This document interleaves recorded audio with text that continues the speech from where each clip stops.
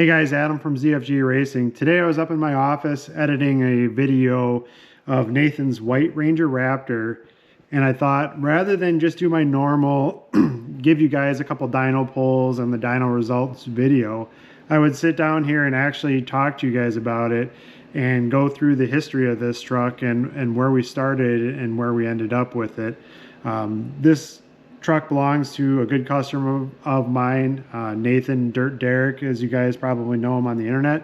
This is his white Ranger Raptor that his wife was primarily driving. I understand he's taking it over more now. So originally this truck was really just intended to be a 93 octane, nice clean truck. Nothing too crazy power wise. And the first dyno chart that I'm going to show you is actually the full bolt-on 93 tune that we did for it. But eventually, he decided to take it a little bit further. We put the regular off-the-shelf Garret Turbos on there, and then we have the Turbobay modified Garret Turbos on there currently, and we'll get to that at the end of the video. I want to give you guys a little bit of my opinion on the Garret Turbos and their downfall, and kind of give you my opinion on what was missed and why we made some changes to those turbos externally. So anyway, let's talk about the stock horsepower numbers. Now these aren't actually the horsepower numbers from this truck. I believe these are actually from his gray Ranger Raptor. All of the Ranger Raptors that we've had on the dyno have been in that same 330 to 350 rear wheel horsepower with around 380 foot-pounds of torque. Haven't really seen much of a difference as far as dyno jets go. As long as you're at sea level, they all seem to, kind of come out the same. Let's just look at the dyno chart from that. So again, stock numbers, nothing crazy. So the first thing that we did to this truck is it actually went over to Fen Fab, and Brett at Fen Fab did a lot of work to come up with a better intake, better charge pipes, and down pipes, which were all on the truck at this time of this dyno. As you can see, they are beautiful. Brett does beautiful work. The powder coat's beautiful. And this is hands down the best intake on the market. All of the other intakes that have the crossover pipes tend to have the same problems, where they're creating enough of a pressure loss from the atmosphere to the inlet of the turbo that it is causing a problem for the turbos. These turbos, the Garret Turbos, the stock turbos, are all very sensitive to intake inlet pressure, the inlet at the turbo, that is to say. And if you are running a stock airbox, you lose a crazy amount of horsepower just from that, and you can go over speed very easily, and it's very easy to damage the turbos. The same goes with the Garret Turbos. You absolutely cannot put those Garret Turbos on there with a stock airbox. If you do, you're automatically shooting yourself in the foot. You're going to have a hard time making more horsepower than even really the stock turbos would, just because of that inlet pressure and how sensitive the Garret Turbos are to inlet pressure. So let's go ahead, we'll watch the videos from that dyno day, and then we'll look at those dyno numbers, and I'll give you an opinion of how we got there and why they ended up the way they did.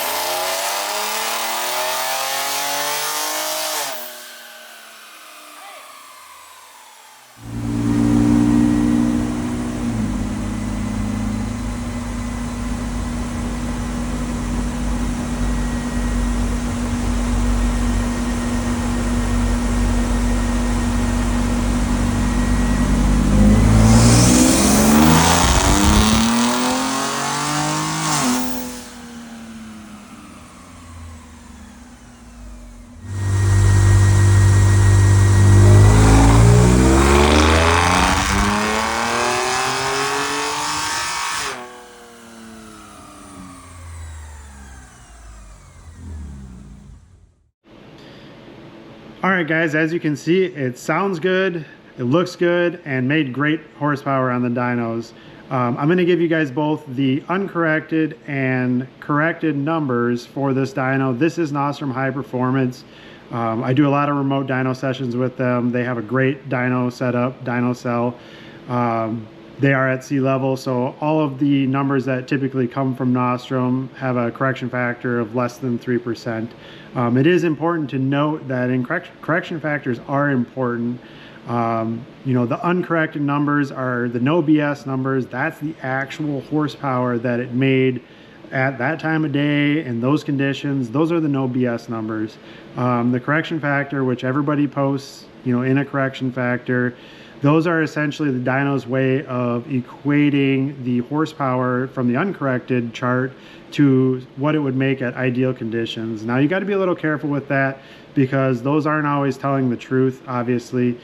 Sometimes you can take a car up to a higher altitude, you know, 3,000–4,000 feet, and the correction factor will be 1.15, which, yes, you do lose horsepower when you go up to a higher altitude. There's no questions about that. The deceiving part of that is you can post higher numbers with a correction factor than are actually achievable in real life.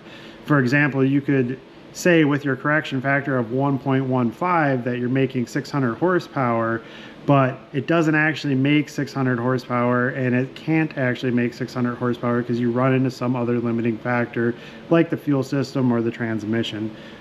So that's my little synopsis on, you know, correction factors. They are important. You should pay attention to them. Anytime I post a dyno chart that came through my computer, if they sent me the DynoJet file, it will have the correction factor in the notes. I always try to do that so I can be as transparent as possible. But if it is like a screen grab or a photo of a dyno chart, you know, I obviously can't control that. So I don't always get all the information, but I do try to get the actual DynoJet files so that I can, you know, post it with the appropriate notes. So let's take a look at these dyno numbers. As you can see, it made 477 horsepower and 519 foot-pounds uncorrected on 93 octane. Now, this red number that's in here is actually the stock tune with the modifications done to it. So that, you know, just having the intake and downpipes, which we don't typically see, picked up quite a bit of horsepower, especially over the stock numbers. And then, you know, looking at, again, the corrected numbers, excuse me, you know, there's not a whole lot of a difference. If you look there in the notes, the correction factor on the 93 tune is only 1.1, and the correction factor on the stock tune looks like it was actually about 5%. So anyway, yeah, that's basically where we were at with the stock turbos, full bolt-on, 93 octane, 10% ethanol. You know, there's nothing crazy there. Now, this is significantly more horsepower than I would typically say is normal. That's because a lot of people are running S&B intakes, Process West intakes that have the crossover pipes, and these Fen Fab intake, or this Fen Fab intake, eliminates those crossover pipes. It's a very short run to the turbos. It is pretty much the minimum amount of pressure loss across the filter and piping that you're going to get, and that gives you the maximum amount of turbo inlet pressure there, and it can really let us push those stock turbos to the max, and it shows here. You know, if you look at some of our other Ranger Raptors that have been on the dyno, you know, typically 450, 460, 470 on 93 octane would be a more typical result with a different intake. So again, highly encourage people go check out the Fen Fab intake. I talked to Brett, I think last week or the week before. He said he was getting them on the website. I haven't went to see if they're loaded yet. You know, you guys go buy it direct from him. You know, it helps everybody out here. So, all right, so after that, they took the truck home and they pretty much drove it for a year. We didn't really start diving back into it until almost a year later. Now, the first thing that we did is after Nathan decided that he wanted to ramp it up, it did go to Suncoast. Unfortunately, there was like some time constraints there, so it doesn't actually have a built transmission with these Garret Turbos. It has a kind of built transmission. It's basically just a converter and valve body, from what I understand. They didn't actually put the clutches in the transmission. Now, it definitely needs the clutches in the transmission, especially with how much horsepower you're going to see it make in a little bit here. Like I was saying, Nathan added the off-the-shelf Garret Turbos to the truck, and let's go ahead and take a look at the results here on the dyno from that.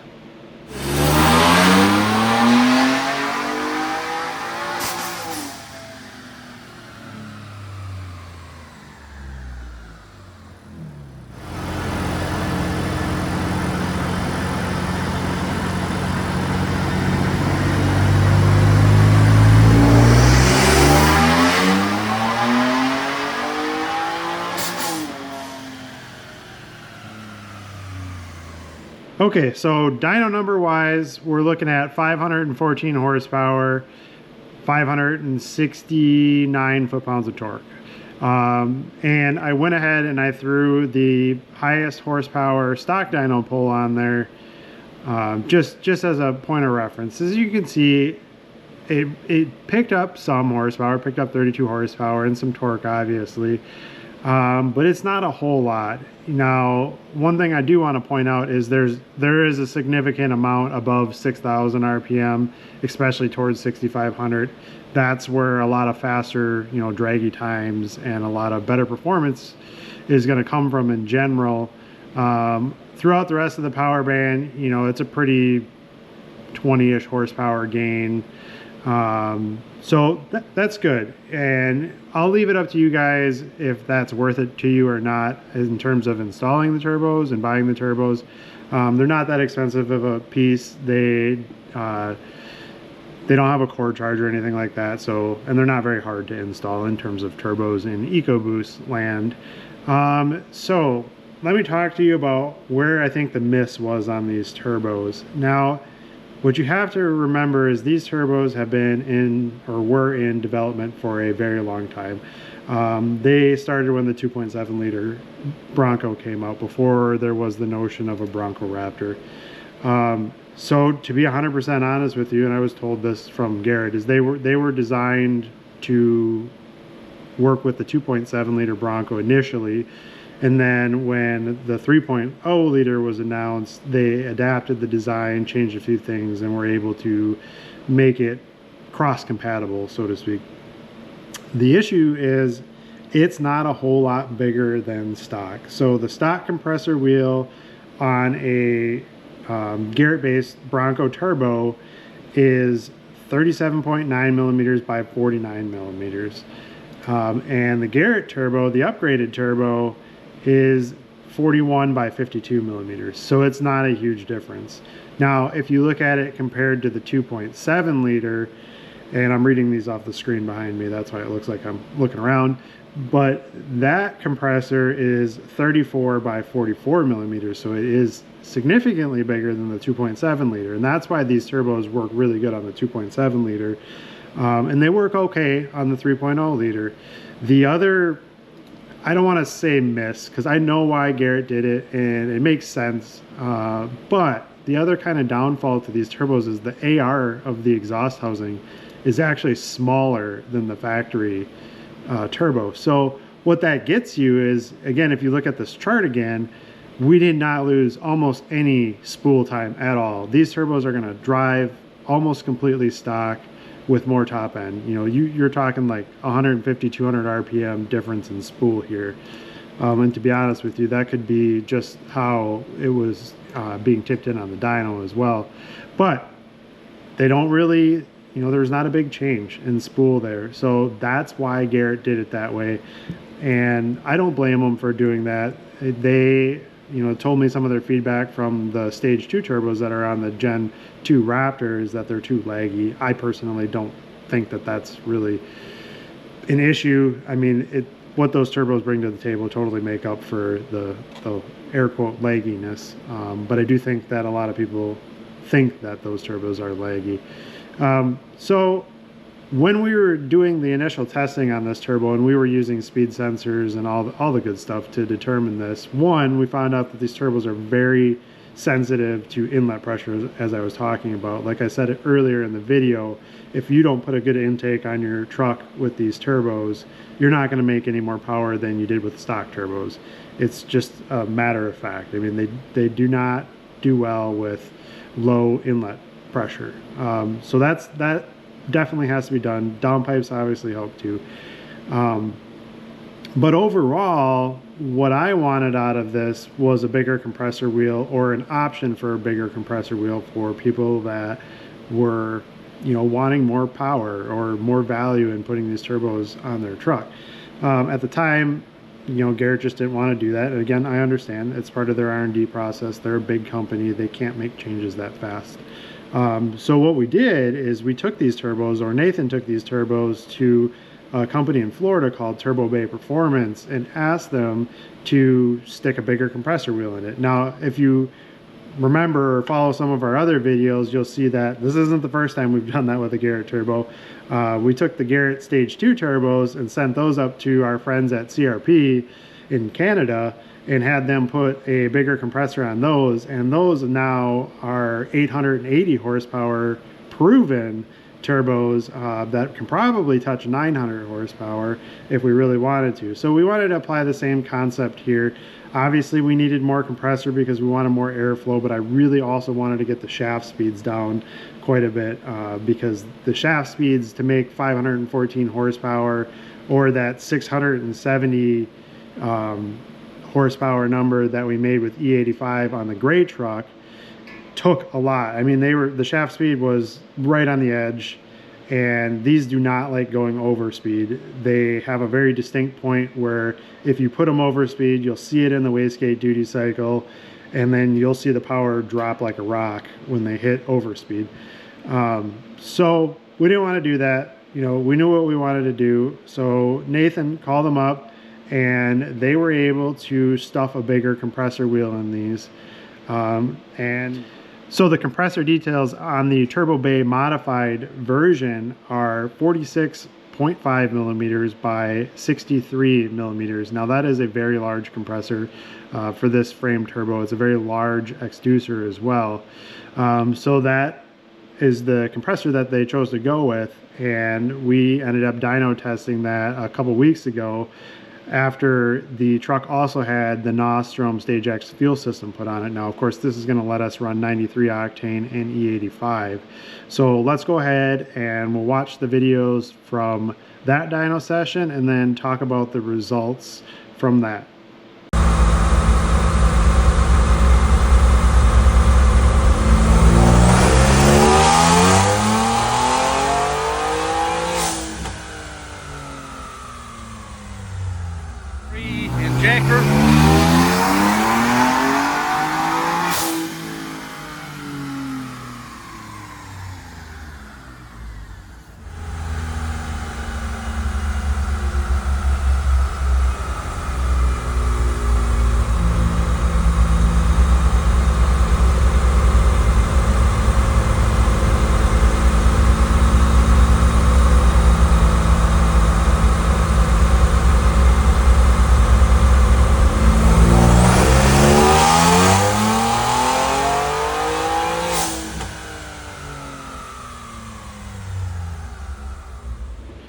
Okay, so that was the dyno session on the modified Turbobay turbos and the Nostrum fuel system.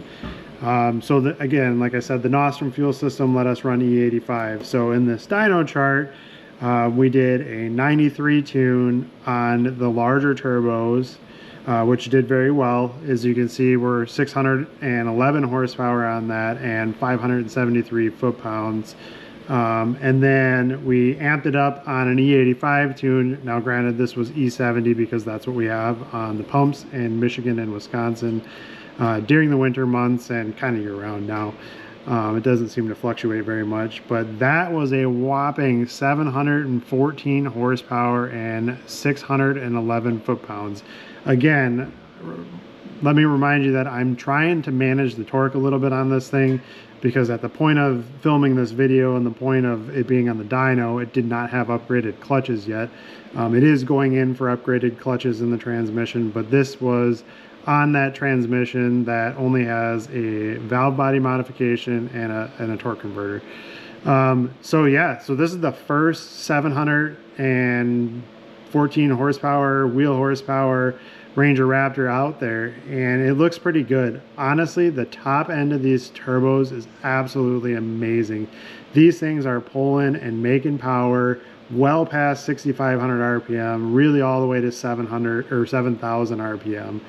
And that's, I was blown away by that. I didn't expect that. Now, we did give up quite a bit of spool. So in blue here, I put the previous Garret Turbo highest horsepower 93 octane tuned graph up there so that we can compare them. And as you can see, we lost probably 600 RPMs of spool, and I do feel like that's quite a bit to give up. So I am trying to work with Turbobay to come out with a slightly smaller compressor option for these.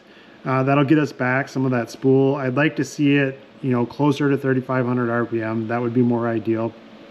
And to be honest with you, these turbos had a lot on the table yet. I mean, this is one of the few times I've walked away from the dyno with knowing in my head that these turbos have quite a bit left in them. We were only 80% duty cycle, and we're 4 degrees of timing shy of where we were on the Garret turbos to make the 670 horsepower that we did on his gray Ranger.